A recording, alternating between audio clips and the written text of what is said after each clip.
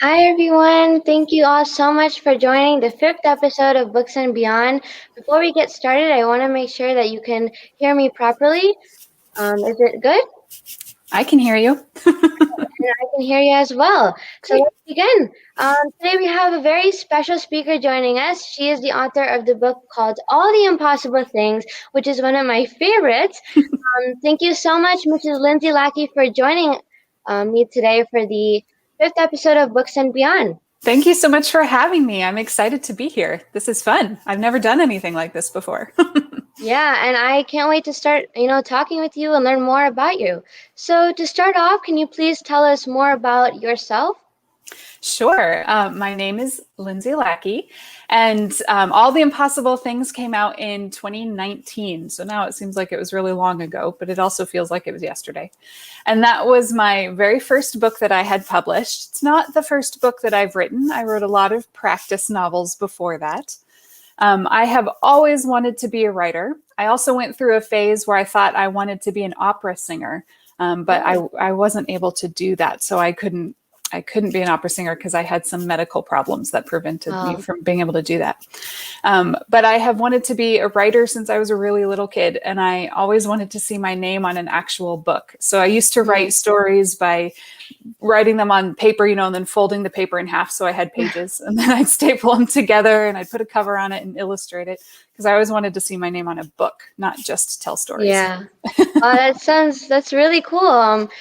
So you must have had, an interest in writing since you were very young. Yeah, Mhm. my dad, when I was a baby, my dad would help me fall asleep by telling me dragon stories. Oh, So listening to stories and telling stories has always been a part of my life. wow, that's awesome. And how about we get to your book now, which is All the Impossible Things. I just want to point out how beautiful the front cover looks. Just by looking at it, I wanted to read it. So, can you tell all the viewers, what this book is about? Yeah, well, thank you so much. You were one of my first readers that I got to see out in the world reviewing it publicly. And so that meant a lot Yeah. to me. Thank you very much. All the Impossible Things is about a girl named Red who is in foster care, and she accidentally causes tornadoes when she's upset. So at the beginning of the book, she goes to live with a new foster family. She lives in Denver, Colorado, in that area. And this foster family has a petting zoo that has all sorts of crazy animals in it. Yeah. And so she has to figure out if she wants to be a part of this family, but she really wants to be reunited with her mom. But her mom Mhm. is in jail. So she's waiting for her mom to get out of jail before they can be a family again. Yeah, it's definitely a very interesting book. So I highly recommend all of you guys to read it. You will love it for sure. Yes, like Miss Lindsay said, I have reviewed this book on my YouTube channel. So please do check that out before reading it. But yeah, you should definitely get a chance to read it. You will love it. So what inspired you to start or to write this book? Was it from personal life experience? It was actually this book, the seed of the idea for this book came from my real family. Mm-hmm. My aunt and uncle, about 11 years ago, they were both in their 50s at the time, and they had grown children, and they even had a grandchild, but they decided that they wanted to become foster parents. Oh. And so they began fostering children. And then one day my aunt was at an event with a little boy that she was fostering, and she saw a little girl across the room. She said the moment she saw that little girl, she knew that that girl was going to be her daughter one day. Oh, wow. And sure enough, they ended up fostering her, and then they adopted her a few years later. And so that little girl is my cousin now, and she's Aw. 14, so she's close to your age. Yeah. And she is nothing like Red in my book. I was very intentional of keeping Red and my cousin very different. But Celine and Jackson are based pretty heavily on my aunt and uncle. They have a lot of similarities. Wow, that's awesome that, your aunt and uncle adopted a girl. That's so sweet of them. And, I learned from your website just a few days back that you have a book coming out next year in 2022. So do you Yes. mind sharing maybe a gist about this book and the title, maybe? I don't think I can share the title yet because I Mm, don't think it has been officially approved. yeah. It is a story about a boy who really wants to be an astronaut, and he gets to Oh, go to this exciting, this really prestigious space camp and sort of train like real astronauts train. wow. So I'm excited about that. It has a lot of STEM and a lot of science in it, but it also has a really strong family element. It's Hmm. based the little boy and his brother are inspired by my husband and his brother, and my husband's brother has cerebral palsy and epilepsy, so Oh. he has a severe disability, and so I am that character is also in my next book as well, and that brother relationship is part of the story too. Wow, that's awesome. It sounds like a very interesting book, so I can't wait to read that. I am also very interested, in space as well and STEM. So, I loved your book, All the Impossible Things, so I'm sure I'll love this new one as well. I hope you do. Thank you. Sure. So I asked you, just previously, like how you got inspired to, how did you get inspired to write this book, All the Impossible Things, right? I asked you that question previously. So what inspired you to start writing books for kids overall? That's a great question. I it's kind of there's two different answers to that Mm-hmm, question. One is that I have always loved children's books, mm-hmm, and I feel like honestly, you may not feel this way yet, but when you grow up, when somebody asks you what your favorite book is or what book made a huge impact on your life, I almost guarantee that you will name something that you have read when you're a child, when you've read when you're this age or even yeah, younger. And I think that's true for most people. If you ask most adults, what's your favorite book? A lot of them are going to remember something they read when they mm-hmm, were kids. There's just something really special about books for kids that they're honest, and they're beautiful. They can be really well written and they tell really interesting stories, but there's just this heart to them that is so important and really helps form who we become as adults and who we are as people. And so I've always been drawn to that. And I used to work in the public library as a children's librarian too. oh, So I always read and loved these books. mm-hmm, But also, when I was writing All the Impossible Things, I knew in my head that it was going to be a book for the middle grade audience. mm-hmm, But I never once felt like I was writing a book for kids. I never thought about, should I use this word? Is this word going to be too hard? Or mm-hmm, should I not talk about this thing? Is this thing too hard for kids to hear about or something? I never thought like that. I always just was writing a book that I wanted to read and that I yeah. loved and that made me feel a certain way. So I'm glad that it's connecting with kids. And I think that's because I was just trying to be honest. I wasn't trying to make it something that kids would love. I was just writing something I loved and hoping that kids would love it too. Wow, and I'm sure that a lot of kids definitely do love your book. I know I've said it a lot of times, but yeah, I mean, your book is just very touching as well, especially at the end. There's a lot of events that happen, a lot of adventures that Red goes through as well in this book, and I had a blast reading it. Thank you so much. So, You're so sweet. thank you. So another question I have for you is, this main topic of this book, it's very unique than all the other books I've read, and the names as well of the characters in this book. So how do you come up with the main topic of these stories? Well, for All the Impossible Things, that idea, came from my aunt and my uncle. Right. And then when I knew that Red was going to be a girl in foster care, there were certain things that I knew I just needed to include, things that are very common experiences for children in foster care. And so a very common experience for children in foster care is drug addiction, with their Mm-hmm. parents having some sort of drug addiction. So I knew that was something I wanted to talk about because that's a real problem in this country. Right. And also a parent who's incarcerated. That was also something that's very common for kids who are Mm-hmm. in the foster care system. So I wanted to talk about that honestly too, and sort of how Yeah. that feels for Red. But then, of course, there's a lot of fun stuff that I wanted to bring into. So the Mm-hmm. animals, the petting zoo, the character of Tuck, who's one of my Right. favorite characters. He's actually hiding right here. Let's see if I can get him. Here's Tuck. Aw.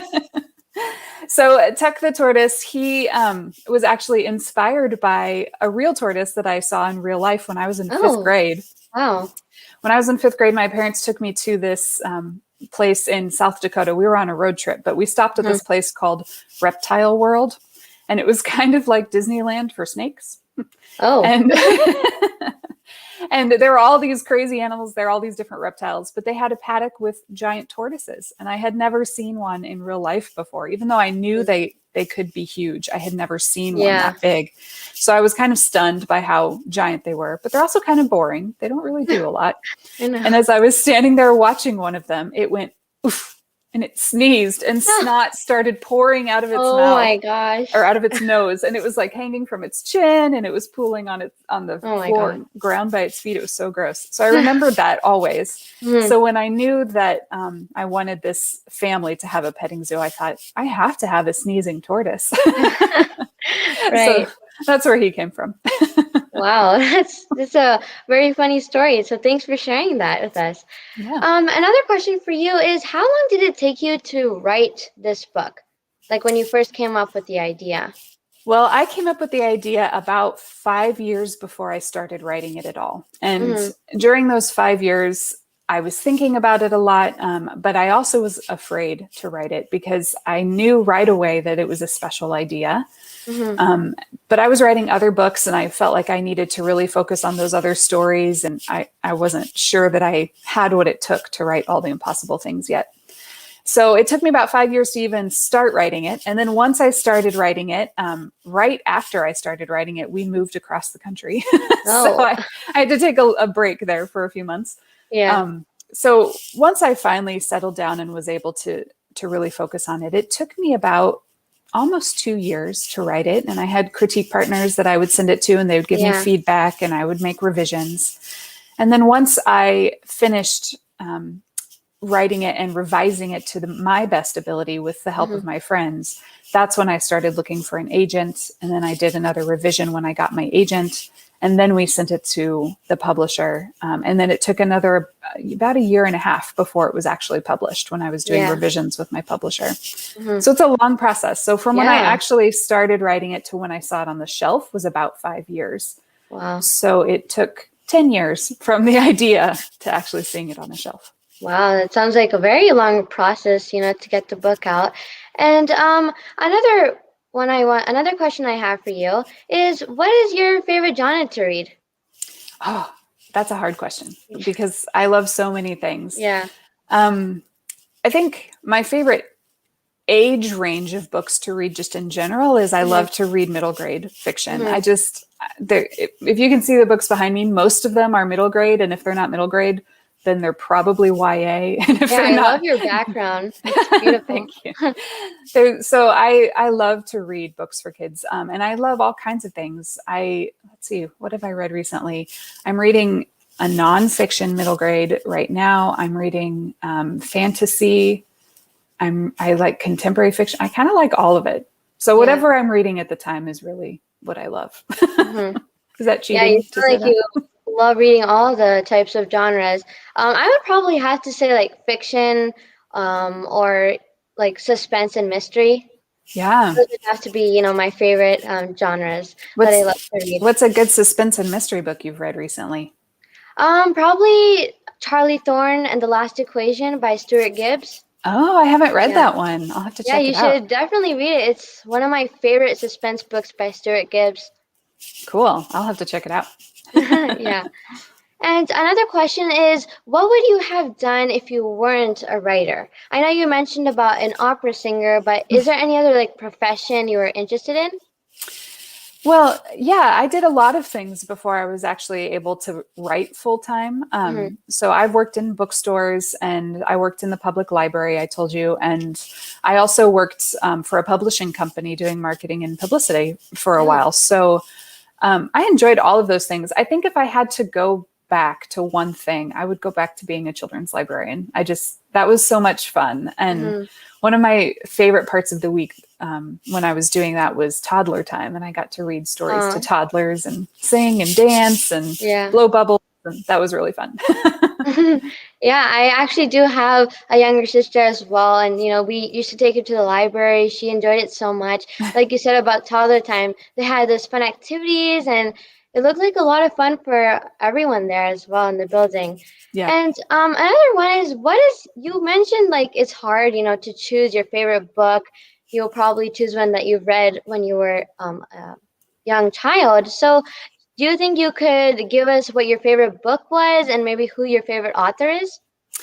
Yeah. Well, my favorite author for a long time has been Madeleine L'Engle, and she wrote A Oh, Wrinkle in Time. She wrote lots of things, though. She wrote, yeah. I think, 60 books or something, Wow. which is a lot. But she was always one of my very favorites. My favorite book by her is actually A Ring of Endless Light. It's Hmm. not A Wrinkle in Time, because A Ring of Endless Light has a magical scene where a girl swims out into the ocean and sort of talks to dolphins. She has this kind Wow. of magical connection with dolphins. So I loved that book. I loved that Hmm. story. But when I was growing up, I loved any series I could get my hands on. I read probably every single Babysitter's Club book that there ever was, twice. I probably read them all twice. I read every Nancy Drew book I could get my hands on. Yeah. I loved the Lauren Goes Wilder series. Hmm. I just loved, yeah, I just loved all sorts of things. I also really loved, kind of like you, I really loved thrillers Hmm. and suspense novels. And I started reading books by Mary Higgins Clark, who wrote books for adults. And they were kind of scary, but they weren't too scary. And Yeah. they almost always had a happy ending. So I Hmm. liked those books a lot too. I read a lot of Mary Higgins Clark growing up. Yeah, that's really cool. Now they have the comic books for the Babysitters Club. Yeah. So I've read all of them as well. I love those books, and the Nancy Drew diary books are also very interesting as well. So another question that was asked by one of the viewers in a previous episode was, "What is your favorite writing snack? Anything you like to eat while writing your books?" Whoa, what a good question. I think probably my favorite writing snack is chocolate covered blueberries from Trader Joe's. Oh, It's Trader not Joe's. healthy. Yeah, I should have a healthier snack, but that one I really like. It I like sounds really those. good though. They're Yeah. tasty. I highly recommend them. Yeah, Trader Joe's is one of our favorite stores to shop for Hmm. treats and stuff. We Yeah, found the me too. best stuff there. I know it's also good. Yeah. Now, my last question for you, Miss Lindsay, is do you have any message for all the young readers out there? Oh gosh, yes. There's so many. They're all coming to my head. I think one of the most important things, and really the reason I wrote All the Impossible Things, is I want young readers to know how important they are and how valuable they Mhm. are. And I remember, I had a great childhood and I had great parents. So my childhood was so different than Red's childhood and my story. But Mhm. I remember sometimes feeling like maybe I wasn't very important or maybe I didn't matter. And I think we all feel that way sometimes, but I really hope that when people read my book, they see how important they are, that every single human Wow. matters, your life matters and is so Yeah. important, and that you're loved and you're valuable. That's something I try to always tell my young Mhm. readers. And when I go to schools and I do school visits, I always tell them, if you ever feel like you don't matter, please email me and I will remind you that you do. And I mean that Wow. because Mhm. you matter. And the stories that you are experiencing and the things that you have to share with the world are so important. And there's something that only you can do. So we Right. need you. We need you in this world. Wow, that is so inspiring. Yeah. I mean, that's what I loved about this book is because it teaches you a lesson that you are important and it makes a difference. Your book really does. So thank you so Thank you. much, Miss Lindsay, for joining me for the fifth episode. I Thank really you had a so much. yeah, I really had a blast talking with you today. So, if you don't mind, can we go to the comments section to see if anyone else has any questions for us? Please Sure. do feel free to add any questions here. So we have one here from Sarah Parker, which is, when is that new book coming out? Well, Sarah, I have to finish writing it first. So hopefully it will be coming out about a year from now. I know that seems like a long time to you, but it seems really close to me. So Yeah. I have to finish it first. Yeah, awesome. Any other questions? Okay, we have one here from John Miller, which is, what is the most difficult part of writing a book? Oh, that's a great question, John. Honestly, the most difficult part of writing a book is sitting down every day and writing a book. It just takes a lot of dedication, and you have to Yeah. really be willing to write things that are terrible. And I'm kind of a perfectionist, and I want Hmm. the things that I'm writing to be great right away, and they just aren't. That's just not how it works. You have to write really terrible scenes that don't go anywhere and that you need to throw away. You have to write Right. all that stuff first, and sometimes a lot before you get to the good stuff. So the Yeah. hardest part is just facing that every day of, oh, today I'm probably going to write bad words again. But I can do it and I'll get through it. So Right. Hmm. So we have another one from John Miller that says, Neha, I will look forward for your review of the new upcoming book. Yes, I will definitely be reviewing Miss Lindsay's new book that will be coming out. I am really interested in that as well. Another one here is, do you have any pets, Miss Lindsay? I do have pets. I love animals, if you can't tell from all the impossible things, which is Yeah. full of animals. Yes. I have two dogs, and their Oh. names are Guido and Galileo. And I'm really impressed that Galileo is a puppy, and I'm really impressed that he's being quiet right now. He's in the next room and he's not Oh. barking. It's a miracle. He's being very respectful to you today. Yeah, that's pretty rare. Yeah. Well, that's really nice that you have two dogs. I hope that I'll be able to get one this summer as well. I'm Oh, how definitely a exciting. dog person. Yeah. Well, you'll have to share pictures on your account when you do. Yeah, I'm trust me, you're probably all of you guys are gonna find out if I get a dog. If I do get one, I'll definitely be sharing it with you guys on my YouTube channel. Perfect. Another one here is you do book reviews and coding videos, tutorials, and also these live sessions. Have you set any goals for this year? That is a great question, John. Thank you so much for asking. So I actually do have set some goals for this year. I hope that I'll be able to do at least 20 book reviews, 20 coding videos, and 20 live sessions this year. Wow. I've already done 5 books and beyond sessions this year, which is great for me. And I've done, I think, 2 coding videos. So I'm getting there, and I really hope I'll be able to reach those goals. So great question, John. Those are ambitious goals. I'm so impressed. Yeah, I'm trying to work hard to reach them, and I hope I'll be able to. Yeah, I hope you will. I believe in you. Oh, thank you so much. It means a lot. Another one here for Miss Lindsay is, how has the pandemic affected you? Oh gosh, it's affected us all, hasn't it? um, I'm really lucky, and because for one thing, I already worked from home, so the Hmm. pandemic didn't disrupt my personal working schedule and life too much, as far as where I'm able to work.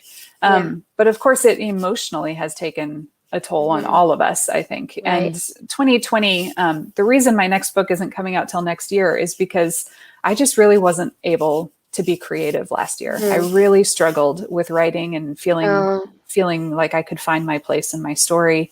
And I Hmm. had actually written a totally different book for my second novel that I had turned into my editor and everything. But I asked my editor if I could not write that book, if we could shelve that one for Oh. now, because Hmm. that one had a lot to do with illness and with dying Oh. and Okay. with grief. And I really just didn't want to live in that space creatively while Hmm. we were going through this time as a nation, as a world. Right. So it took its toll on me creatively for sure.